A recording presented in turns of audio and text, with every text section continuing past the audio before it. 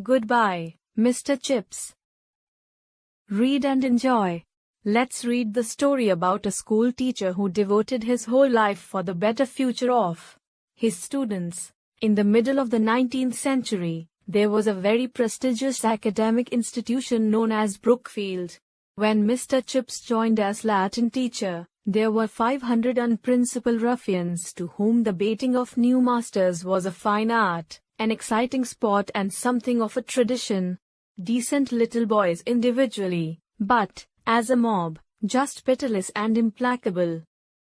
The sudden hush as Chips took his place at the desk on the dais, the scowl he assumed to cover his nervousness, were indicative of an imminent explosion.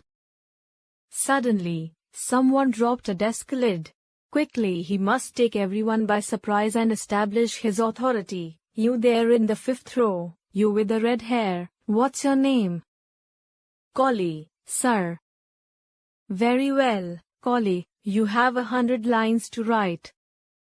Thereafter, there was no trouble. Years later, when Collie was an alderman of the City of London and a baronet and various other things, he sent his son, also red-haired, to Brookfield. And one fine day Chips told him, "Collie, your father was the first boy I ever punished when I came here 25 years ago. He deserved it then, and you deserve it now." How the class laughed, and how Sir Richard laughed when his son wrote the story in next Sunday's letter. Chips was ingeniously funny. His reprimands were gentle, and there was a touch of humor in the way he presented things, that quite often had the errant student laughing along with the rest of the class. And again, many years after that, there was an even better joke. For another collie had just arrived and Mr. Chips said, punctuating his remarks with a little that had by then become a habit with him, "Collie, you are a splendid example of inherited traditions. I remember your grandfather, he could never grasp the elements of grammar. And your father, too, I remember him, he used to sit at that far desk by the wall, the biggest fool of the lot." Roars of laughter from the students made Mr. Chips' classes the happiest ones and the boys loved him. Brookfield was an old institution, established in the reign of Queen Elizabeth as a grammar school, and rebuilt with large additions in the reign of George I. Several notable families supported it and it supplied fair samples of the history-making men of the age, judges, members of parliament, colonial administrators, peers and bishops. Mr. Chips had by 1880 become an inseparable part of the institution. His humor was infectious and it had endeared him to legions of students, till he had become a legend himself. Unlike other teachers, he did not isolate himself from the students. He liked to stroll across to the playing fields and watch the boys play. He would smile and exchange a few words with them when they touched their caps to him. He made a point of getting to know all the new boys and having them to tea with him during their first term. It was usual for older students to tell new ones, "Decent old boy, Mr. Chips. Gives you jolly good tea and walnut cake with pink icing." Gradually, Chips grew old with the institution and its tradition. It was in 1900 that Mr. Meldrum, who had been the principal of Brookfield for 3 decades, died suddenly of pneumonia. In the interval before the appointment of a successor, Chips became acting head of Brookfield. There was a faint rumor that the governors might make the appointment a permanent one, but Chips was not really disappointed when they brought in a young man of 37, with the kind of personality that could reduce the big hall to silence by the mere lifting of an eyebrow. Mr. Chips was not in the running with that kind of person, and he knew it. The new principal was Mr. Ralston. Those were the years etched with sharply remembered pictures. Mr. Chips had a row with Mr. Ralston. Funny thing, Mr. Chips never took to him. Ambitious and efficient, Ralston had admittedly raised the status of Brookfield as a school, and for the first time in memory there was a long waiting list for admission. He was a live wire, but you had to beware of him. Chips served him quite willingly and loyally. He felt himself sufficiently protected by age and seniority from the fate of other masters whom Ralston had failed to like. Then suddenly, in 1908, when he had just turned 60, came Ralston's urbane ultimatum, "Mr. Chipping, have you ever thought you would like to retire?" Abruptly, Mr. Chips flared up. "But I don't want to retire, I don't need to consider it." "In that case, things are going to be a little difficult." "Difficult? Why difficult?" "Since you force me to use plain words, Mr. Chipping, you shall have them.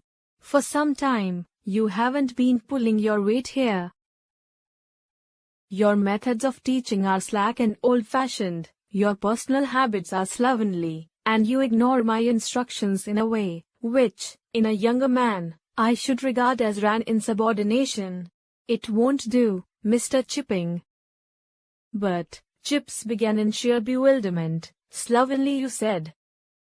"Yes, look at that dress you are wearing. I happen to know that dress of yours is a subject of continual amusement throughout the school." Chips knew it, too, but it had never seemed to him a very regrettable matter. Ralston went on, "And this question of Latin pronunciation. I think I told you that I wanted the new style used, but you prefer old methods." At last Chips got something which he could tackle in his own unique, jocular vein. "Well, I admit that I don't agree with the new pronunciation. A lot of nonsense, in my opinion. Making boys say Cicero at school when for the rest of their lives they'll say Cicero if they ever say it at all. And instead of Vicissimo God bless my soul, you'd make them say, we kiss him." And Chips chuckled, forgetting that he was in Ralston's study and not in his own friendly form room. "Well, there you are, Mr. Chipping. That's just an example of what I complain of. I aim to make Brookfield a thoroughly up-to-date school. Times are changing, whether you realize it or not. Modern parents are beginning to demand something modern." Suddenly, everything was exposed in a flash to Chips. Ralston was trying to run Brookfield like a factory for turning out snob culture based on money and machines. The old gentlemanly traditions of family and broad acres were changing, as doubtless they were bound to, but instead of widening, they were being narrowed down to the single issue of a fat banking account. All this flashed through his mind in an instant of protest and indignation, but he did not say a word of it. He merely walked away. At the door he turned and said, "I don't intend to resign and you can do what you like about it." Looking back upon that scene in the perspective of a quarter of a century, Chips felt sorry for Ralston. For it so chanced that a small boy had been listening outside the door during the entire conversation. He had been thrilled by it, naturally, and had told his friends. Some of these, in a surprisingly short time, had told their parents, so that very soon it was common knowledge that Ralston had insulted Chips and demanded his resignation. The amazing result was a spontaneous outburst of sympathy and partisanship such as Chips, in his wildest dreams, had never envisaged. He found, rather to his astonishment, that Ralston was thoroughly unpopular. He was feared and respected, but not liked.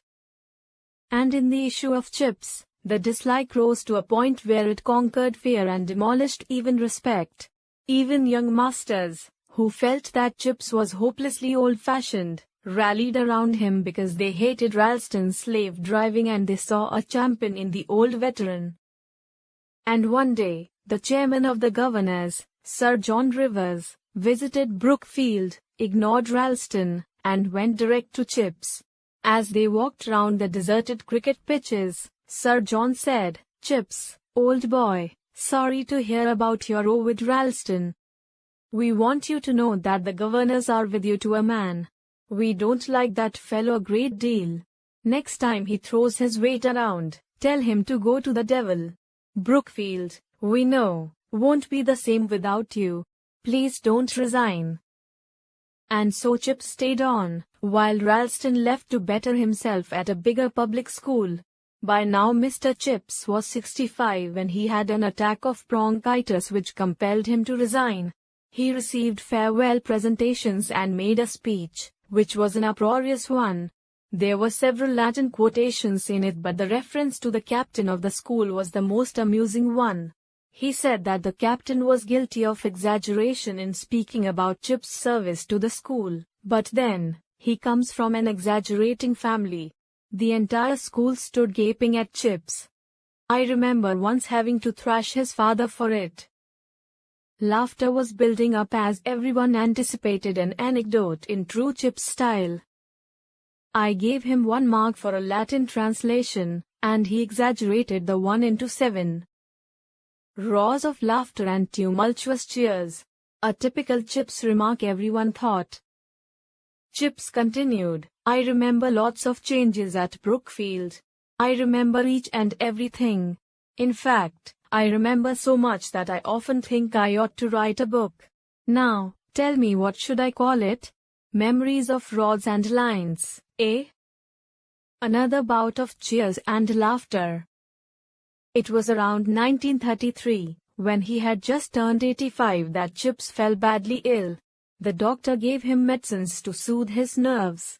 He fell into a kind of somnolence, that was partly sleep and partly wakefulness, an in-between state full of dreams and faces and voice, old scenes, scraps of old times, cheers and laughter, and over it all, the Brookfield bells.